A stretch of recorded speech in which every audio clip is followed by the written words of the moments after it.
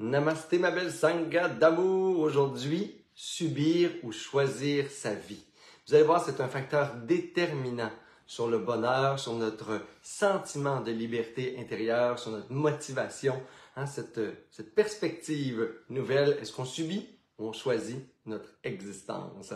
Alors, prenez le temps de vous connecter avec moi pour tous ceux qui sont en direct. Coucou, je vois Eric qui est là ce matin. Je vois Carl, mon Dieu, c'est le matin des hommes ce matin en direct en ce début de vacances de construction au Québec. Alors, bienvenue tout le monde qui s'est connecté dans les vacances. Je sais que c'est des belles journées ensoleillées qu'on a. En tout cas, je sais pas, ça dépend où on est au Québec. Hein. Moi, je suis au Lac-Saint-Jean en ce moment. On est chez ma tante Rachel. Ben oui, elle existe pour de vrai, cette tante Rachel. Fait qu'on est au royaume des bleuets. J'ai déjà mangé du jus de bleuet que j'ai bu, du nectar de bleuet, des muffins au bleuet, des carrés aux dattes, mais faits avec des bleuets. J'ai reçu de chez mon oncle André, ma tante Rachel, des bleuets au chocolat. Alors, je sens le bleuet, je goûte le bleuet, je vis à travers les bleuets. On est bleus. Alors voilà, on est à Allemand en ce moment, on est entre Allemand et Saint-Gédéon. Fait coucou à tous ceux qui nous écoutent de cette belle région magnifique où j'aime être, où ça goûte bon, vivre des relations humaines simples, sincères, authentiques, merveilleuses. Alors, très heureux d'être là pour un temps et d'être en direct avec vous. Aujourd'hui, choisir ou subir sa vie. Et si on avait toujours le choix? Alors, c'est la question qu'on se pose dans le bouddhisme souvent. C'est le sujet sur lequel il y a eu beaucoup d'écritures, comme des livres Le Secret ou différents livres là, de développement personnel. Cette perspective de on choisit ou on subit notre vie. Vous allez voir où je vous amène aujourd'hui avec ça, parce que c'est peut-être un point de vue différent que le bouddhisme peut avoir sur cet enjeu-là de choisir ou subir les événements de la vie. Alors, imaginez-vous juste un instant que je sais pas, il y a une fin du monde où on est kidnappé dans un camp de concentration et là, on n'a pas de liberté, on peut plus faire ce qu'on veut dans la vie et tout à coup, on se met à nous faire déplacer des roches, des pierres, d'un côté du jardin, mettons, à l'autre. Et là, tous les jours, on nous entraîne comme ça au soleil, sinon au froid, dans des conditions qui sont difficiles et dans un état de liberté qu'on n'a pas choisi. Et là, on fait ce genre de travail-là pendant des semaines ou des mois, démoralisé, on se sent victime, oppressé, et ainsi de suite. Pensez à ce scénario-là, puis pensez devant un gym. Juste devant, si vous êtes à Montréal un jour, passez devant le Pro Gym, à l'époque, il était tout vitré. On voyait des dizaines de personnes, et moi inclus des fois, qui transportent des poids pour rien faire, en ce sens qu'ils ne sont pas en train de construire une maison ou de faire des digues là, pour la saison des pluies en Colombie. Sont juste là à passer des poids au-dessus d'eux, autour d'eux, à côté d'eux, à suer, à forcer, à avoir mal dans le corps, mais ils l'ont choisi. La perspective, la relation, je dirais, à la douleur, à l'effort, sur les épreuves, sur les expériences qu'on a, se change complètement dans notre esprit si on se redonne le choix. Si on réalise finalement qu'on a choisi. On a choisi qui? Ben, on a choisi notre job, on a choisi notre couple, on a choisi on vivait dans le monde, puis écoutez-moi bien, on a beaucoup plus de liberté qu'on pense. On est toujours dans un état de liberté sur les événements et les situations que vous avez raison, on ne contrôle pas toujours. Dans le bouddhisme, on ne va pas dire « pense à quelque chose, ça va se manifester en 2 secondes, mets-les sur ton frigo, fais un vision board, puis demain matin, c'est fait. » Ça prend plus d'énergie psychique que ça, on va le dire, là, pour transformer les choses. Mais ce qui est facile de transformer, ce qui est comme de la pâte à modeler, là, ben, c'est notre intériorité. C'est la perspective que si on reprend conscience que finalement la vie, l'attitude qu'on a, les croyances qu'on développe, les relations, comment on les vit, comment on les entretient ou pas, et est-ce qu'on met fin à une relation ou pas, bien finalement, même ne pas agir, c'est choisir. Même les gens qui sont dans un état de victime, là. Fait que l'idée, c'est on choisit toujours notre état intérieur et on choisit toujours nos comportements par rapport aux situations et au contexte de la vie.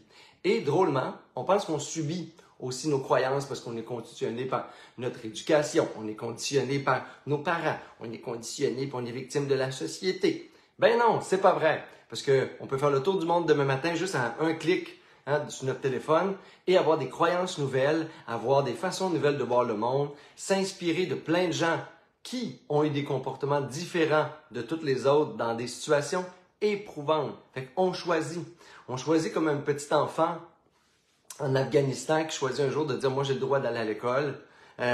Et Malala, hein, si vous connaissez l'histoire de cette jeune fille-là qui a gagné plein de prix sur la paix dans le monde et qui était reconnue et qui a fait un discours à l'ONU, mais dans un pays où les frères musulmans ont pris possession du pays puis ont enlevé le droit aux jeunes filles, hein, je pense qu'elle avait 9 ans ou 10 ans quand elle a décidé qu'elle allait dénoncer le fait qu'on y enlevait le droit à l'école, puis elle aimait ça aller à l'école. Hein? Imaginez, là, une petite fille, elle a 9 ans, on est dans un pays où tout d'un coup, il y a l'armée qui prend le contrôle du pays, la vie de tout le monde est en danger, puis elle a dit, ben moi là, je vais appeler le monde, je vais écrire sur les réseaux sociaux, puis je vais dire, je considère que j'ai le droit d'aller à l'école, puis j'ai le droit à mon éducation. Elle a reçu une balle à la tête, elle a été tirée dans un autobus scolaire, elle a survécu et elle a continué de lutter pour son droit à recevoir une éducation en tant que jeune fille dans un pays. Un enfant, même pas une adolescente à l'époque. Elle a choisi l'attitude, le comportement qu'elle avait. On choisit, c'est Nelson Mandela a fait la même chose. Il y a plein de gens qui choisissent quand on a une fin de relation amoureuse, quand on a un diagnostic de maladie chronique peut-être qui va terminer notre vie. Ce qu'on va faire du reste des jours qu'on a, ce qu'on va faire du reste du cerveau et du corps qu'on a, ça ne dépend que de nous.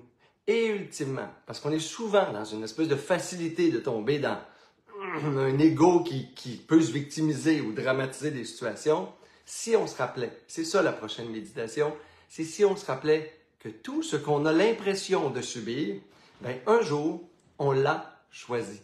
Et chaque jour de notre vie, on le choisit encore. Le fait qu'on ne change rien, c'est un choix. Le fait qu'on ne transforme pas nos habitudes de vie, c'est un choix. Le fait qu'on garde les mêmes croyances limitatives, les mêmes pensées négatives des fois, où on retourne se mettre la tête dans les mêmes blessures du passé, on le choisit. Il y a tellement de façons différentes de vivre une seule expérience, une seule situation, qu'on voit bien que c'est pas vrai, hein, c'est un mensonge, on va se le dire, qu'on n'a pas le choix. C'est impossible. Dans un seul contexte, il y a des gens qui deviennent des héros, puis d'autres qui deviennent des héros et des victimes. Dans le 11 septembre, dans des famines dans le monde, dans des lieux.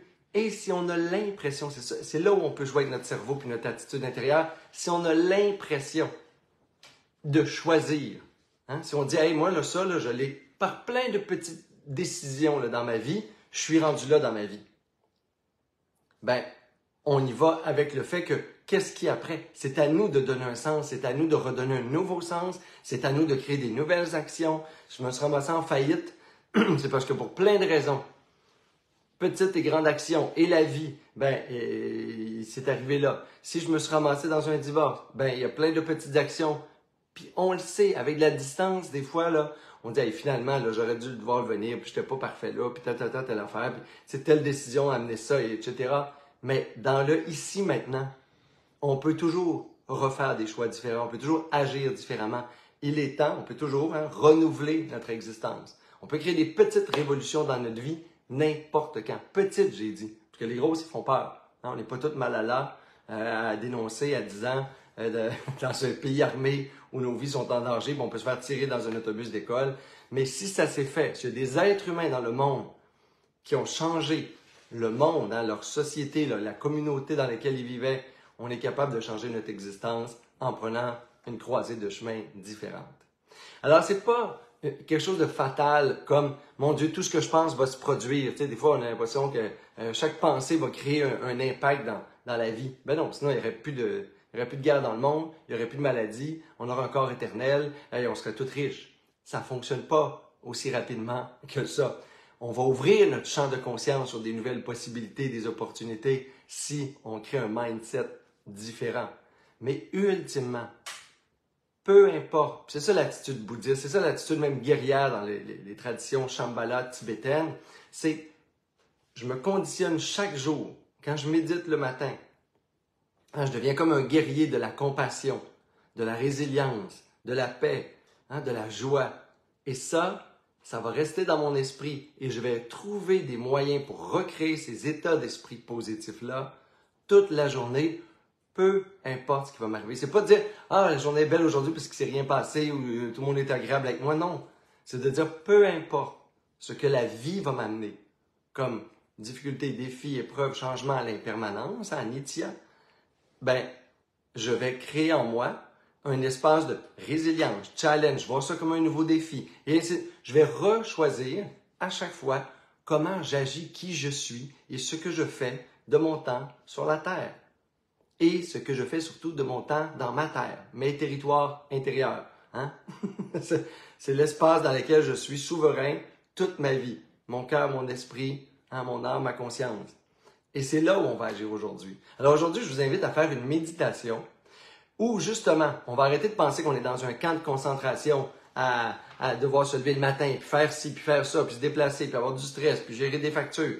Ça, c'est le camp de concentration. Puis on va aller comme au pro-gym de l'état d'esprit. on vit des choses, mais on les subit pas. On vit des choses, des épreuves. On peut même des fois dire, hey, ça fait mal, c'est tough, mais ouais, je continue, je l'ai choisi. Hein, parce que quand j'ai choisi tel couple, j'ai choisi telle personne, j'ai choisi tel défi de couple. Quand j'ai choisi tel... Et je peux choisir différemment. Mais je peux me rappeler, dans un premier temps, que la maison que j'ai, je l'ai choisie. L'appartement que je suis déménagé, je l'ai choisi. Je ne suis pas victime même du pays où je suis en ce moment. Hein, de la communauté. Et après ça, il y a plein d'actions, des fois courageuses, qui vont demander de l'effort peut-être, qui peuvent être faites si vous décidez de changer votre choix, de choisir différemment. Et tout est possible. Alors, prêt pas prêt? On va à notre coussin de méditation tout le monde. Et on peut se déposer. Hey, merci d'être là, toute la gang. J'ai vu plein de beaux messages passer. Là. Merci Geneviève, je viens de te lire. Bon matin, oui, mes chers amis, mes chers amours, ma belle Sangha que j'aime. Merci d'être là en plein été à continuer, je dirais, ce travail d'éveil de conscience, d'éveil de soi. Pendant que vous prenez une dernière gorgée ou vous ajustez votre coussin, là.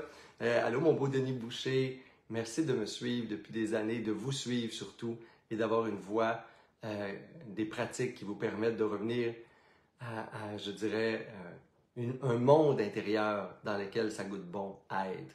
Et probablement que ça goûte meilleur pour les autres aussi. Fait que lâchez pas. Ça aussi, c'est un choix. La méditation, le travail sur soi, la vie intérieure qu'on appelle croissance personnelle ou spiritualité ou autre, hein, c'est toujours un choix. Et c'est vrai que si on ne fait pas le choix tous les jours, toute la vie d'entretenir, de devenir maître, de devenir comme l'expert de mon expérience intérieure, de mon esprit, ben, j'ai l'impression d'être même victime de mon esprit. Il y a des gens qui sont victimes de leurs pensées, victimes de leur état d'esprit, victimes de leur humeur, parce qu'ils ne se questionnent jamais à savoir c'est qui est là en dedans. Ben, il y a juste moi. Puis c'est à qui cet esprit-là, c'est à qui ce mental-là, c'est à qui cette pensée-là. Ah, c'est à moi. Même là, je l'ai choisi. J'ai choisi d'être passif ou j'ai choisi d'être actif ou proactif, puis de transformer mon monde intérieur. Chaque fois qu'on médite ensemble, ben on fait ce choix-là, on prend cette décision-là hein, de devenir maître de notre univers intérieur pour que ce soit un bel univers et qu'on puisse l'offrir aux autres. Alors bravo pour être là, tout le monde. Encore plus, en plein milieu des vacances, de la construction, pour ceux qui sont directs, différés. Là. Alors ben oui, on peut s'asseoir là pour méditer, je sais, ça s'en vient. Alors on peut prendre une posture qui est bonne pour vous. On peut rappeler aux gens autour de nous, comme ça aide ou les autres, qu'on arrête de bouger, on essaie de moins faire de bruit.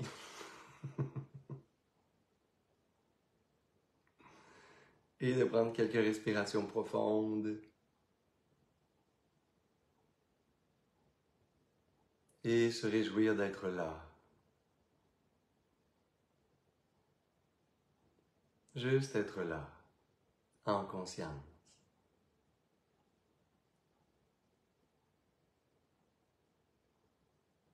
D'être là dans un corps qui est toujours vivant, encore aujourd'hui.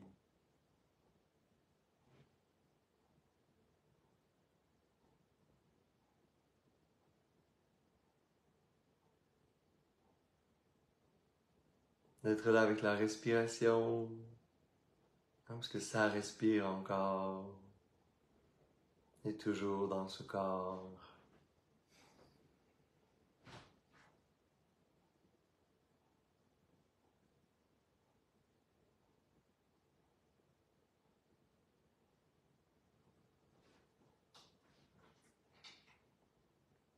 s'il y a un espace où je suis toujours à la fois tout-puissant et responsable, parce qu'avec de grandes responsabilités vient de grands pouvoirs. C'est mon esprit, mon monde intérieur. Ce que je crée, construis, transforme en moi-même. Et dès que je tourne mon regard sur l'intérieur, que j'observe comment je me sens, quelles sont les pensées qui passent, de quelle humeur ou climat est mon esprit, mon cœur en ce moment, je reviens à la maison, en moi-même.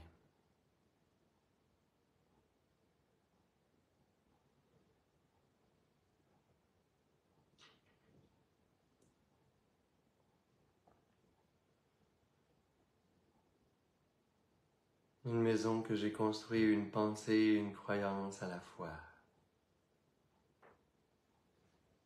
Un espace intérieur que je choisis et que je rechoisis. Une pensée, une image, une sensation à la fois.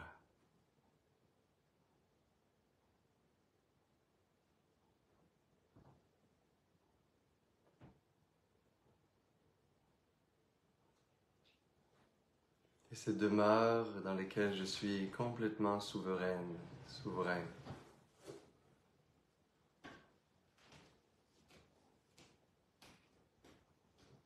Et le lieu à travers, je fais ultimement toutes les expériences de la vie.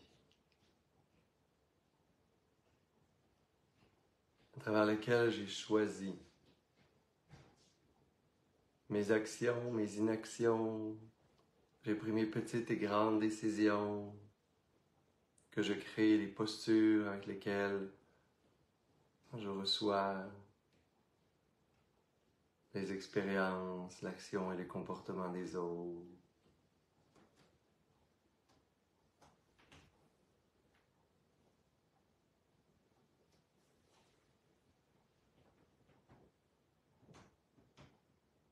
Je choisis de tourner un regard sur ma vie, sur la vie, et de juste me rappeler, de prendre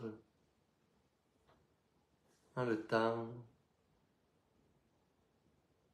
de réaliser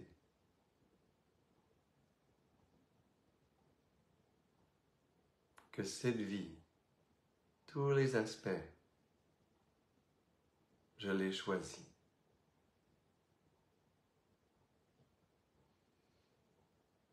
Par plein de petits gestes, de petites décisions, d'opportunités que j'ai saisies ou que j'ai laissées passer, je suis là.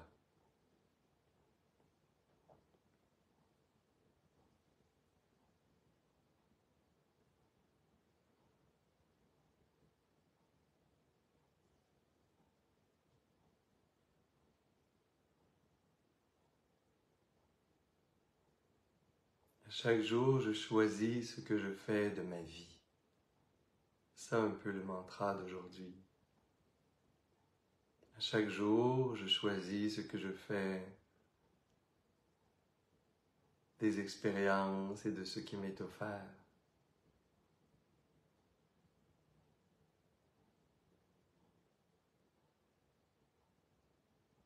Chaque jour, je choisis l'inaction, je reste dans ce qui est là. Je me laisse flotter par l'impermanence. Et il y a des jours que je transforme, que j'agis, que je réponds à ce que m'offre la vie.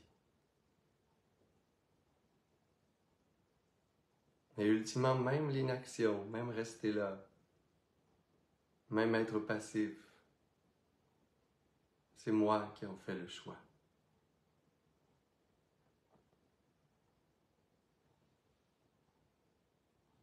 Et je peux regarder en ce moment peut-être et contempler intérieurement certains aspects de ma vie pour lesquels j'ai peut-être l'impression de subir ou d'être victime. de me plaindre.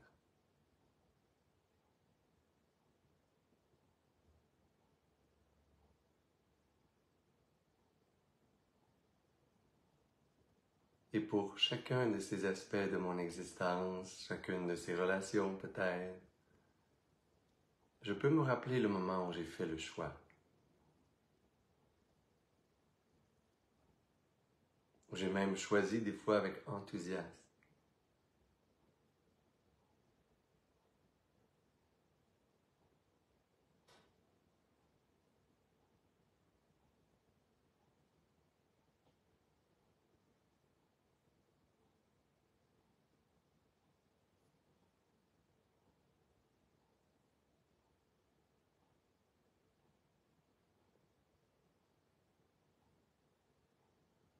Je contemple les aspects de mon existence pour lesquels j'ai l'impression d'être victime ou de subir, dans lesquels souvent je me plains, je souffre. On va éliminer tous les contextes pour lesquels c'est trop difficile. On va commencer par des petits événements, petites situations.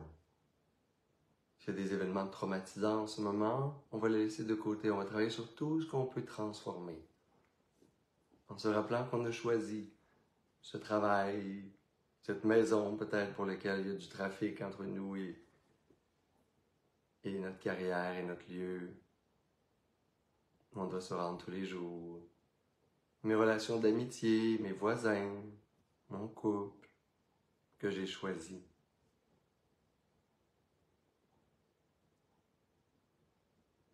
Parfois même les conditions de mon corps.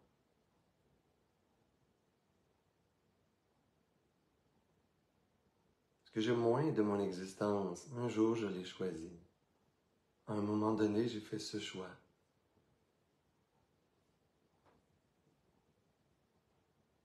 Et chaque jour, par mes actions, mes inactions, je choisis encore.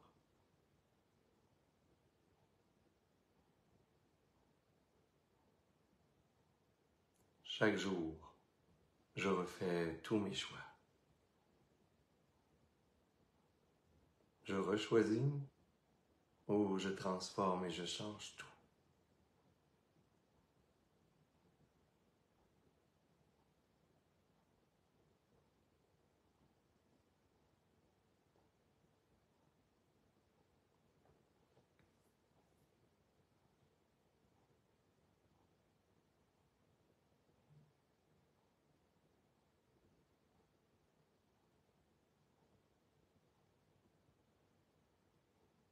Et juste retrouver l'état d'esprit dans lequel j'ai fait ces choix, l'enthousiasme avec lequel j'ai pris ces décisions, les convictions qui m'ont amené à créer la vie dans laquelle je suis aujourd'hui,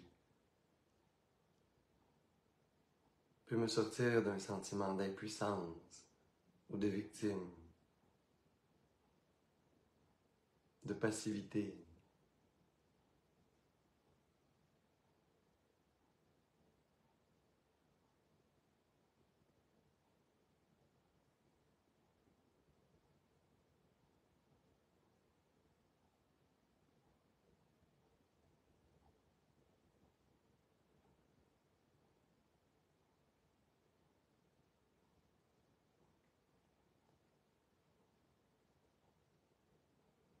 Et s'il y a des éléments de ma vie pour lesquels l'expérience est arrivée sans que je l'aie choisi, eh bien, je peux choisir maintenant, tous les jours, comment j'agis face à ça. Qui je suis dans cette expérience. Qu'est-ce que j'en fais de ma vie?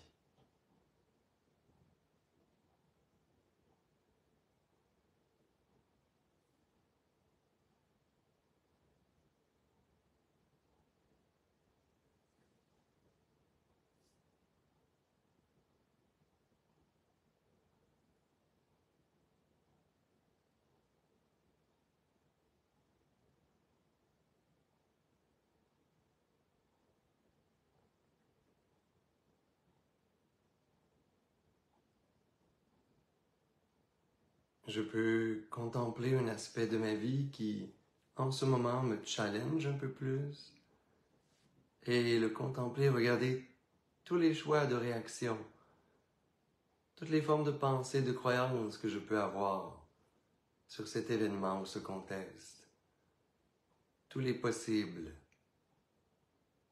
Pour me rendre compte que je choisis ce que j'en fais. Je choisis qui je suis dans cette expérience. Je choisis. Toujours.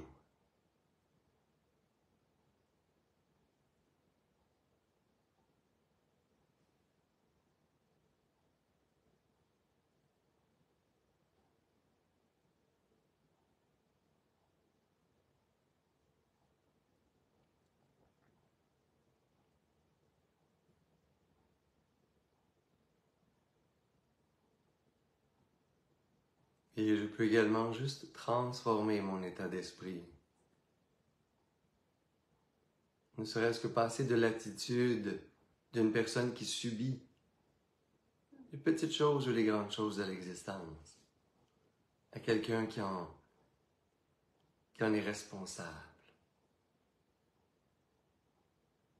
qui sent qu'il a la responsabilité et le pouvoir d'agir.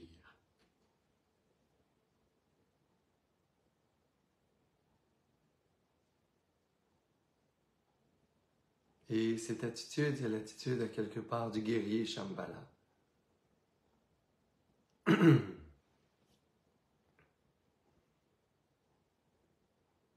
De celui et celle qui a la conviction de posséder toutes les forces à l'intérieur de soi pour se transformer et participer différemment au monde.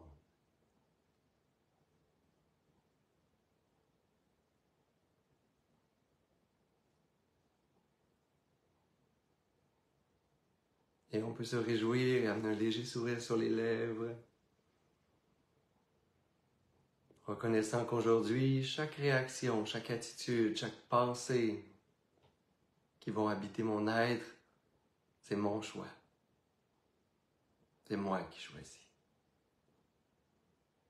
Et même l'inaction est un choix.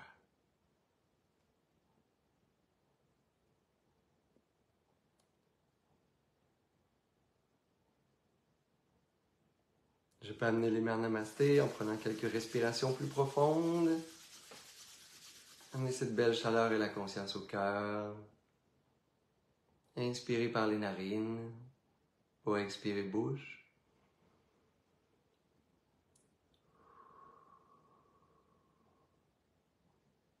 Et inspirez pour faire vibrer Om.